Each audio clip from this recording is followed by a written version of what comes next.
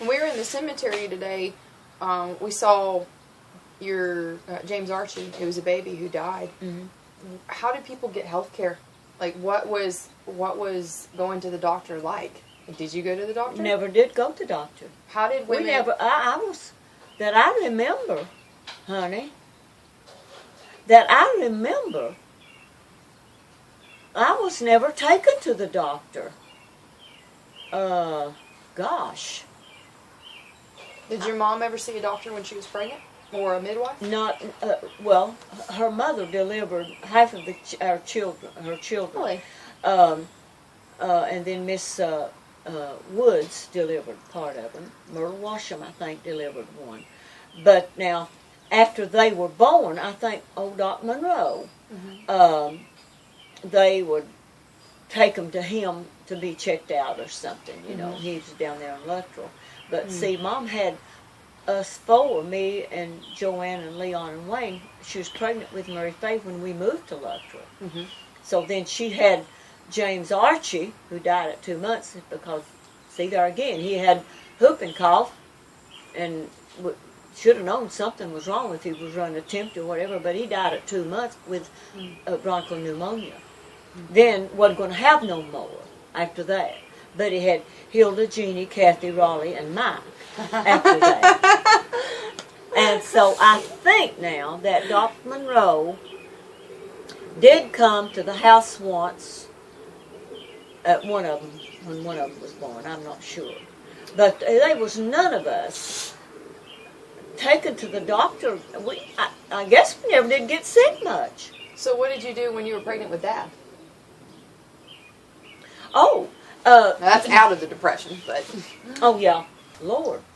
My water broke, and I was at a play at Luttrell School. It was called A Womanless Wedding that my daddy and all these men was in. And I went home and got one foot in bed and one out, and the water broke. Yep. Well, actually it was broken before I went. But his aunt had me to wear a plastic apron behind and 2 or 3 pads and this, that, and the other. And I went to that wedding. And then I got home and started to bed, and the pains really hit me. So he took me to, I had to go up and call. Snow was on the ground. I remember that. And I had to go up next door and call. We didn't have a phone. Right. And so we went to Rutledge and got up there. And I never will forget, old Dr. Bryan was his name. He lived in a big white 2-story house. He came out on the balcony, and I hollered at him and told him that my water had broken, and he delivered him. But you had to go to the doctor's house to tell him that you were in labor? Yeah, because we didn't have no phone. And you hollered at him on his balcony? Yeah, he came out on the balcony. Yeah. Didn't Bill? Oh, Dr. Bryan come out on the balcony, and we hollered at him and told him that he was on his way, and he told us to go on, didn't he, Bill? And he'd see us there. So that's the story of the way your dad was born, and bless his heart, he didn't have any of these things. Now, our water broke on Monday, and he wasn't born till Friday. That's right. That my water actually broke on Monday, but it wasn't much. She kept me up 4 nights. She kept you up 4 nights. But what happened, my water broke, but I wasn't dilating. Right. And so, but anyway, wow. Anyway, I slept on the bed up there and everything else. Oh yeah, we go in, and they come in one night, check Aunt Olie went with us. They come in to check her one night, and Aunt Olie was in the bed with her, and I was under. Yeah, she lived. Aunt Olie was in the bed, and you were under the bed? Yeah, let me tell you about that now. Aunt Olie lived the house across that we started to buy, Cedar Ford, the one on the corner, Donahue Road's down between it, and that's where Aunt Olie lived, and his Uncle Jim. Well, we stopped, she told us when we got ready, stop and go. We did. Well, she had to get her a snuff bottle and put her snuff in Snuff? on. She took her snuff to Dad's bird. She used snuff all the time. Well, listen, we got up there, and when they told me that it was going to be a while, didn't they, Bill? Because when they examined me, Your cervix. I had, yeah. Fingertip. Yeah. And so anyway, they went back out and sat down in the waiting room, and directly they rushed me back around through there, and I waved at them, told them bye, and blood was just streaming down my legs, and me walking up. They had me walk, Well, they put me in the bed, and then they went and got Bill, and Bill and Ole, both you came back there, didn't you, Bill? Both of you.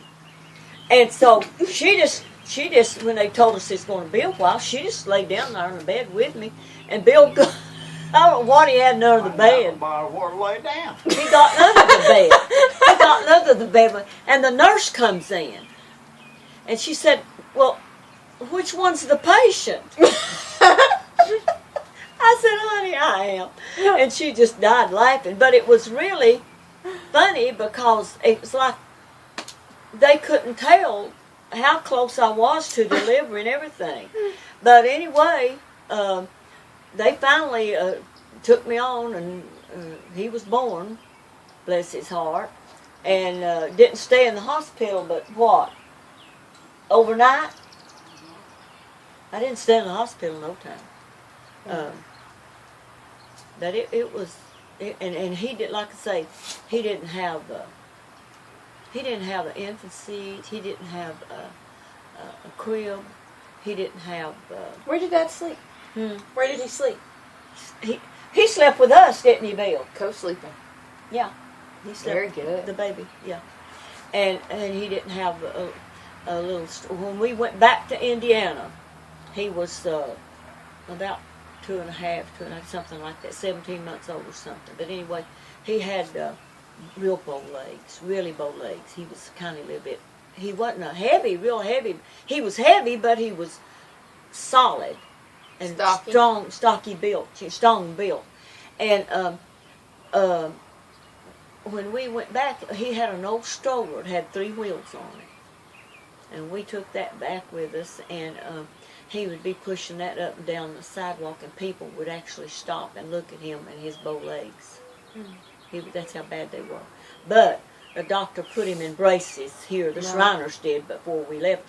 He had them, but he was to sleep in them. Right. And of course, he didn't have them on out there. And so his legs really showed up. But he pushed that old 3-wheel stroller up. But he didn't have a stroller himself. He didn't have nothing like these kids has today. A high chair, nothing. That kid didn't have anything. And his diapers, I had to wash them on a scrub board. Didn't have no washing machine.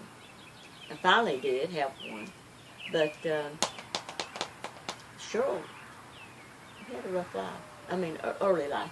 Well, he didn't know it. Right. I mean, he had lots of love, and he had what he needed, you know. Right. But as far as the luxuries that our other children had, he didn't have none of that.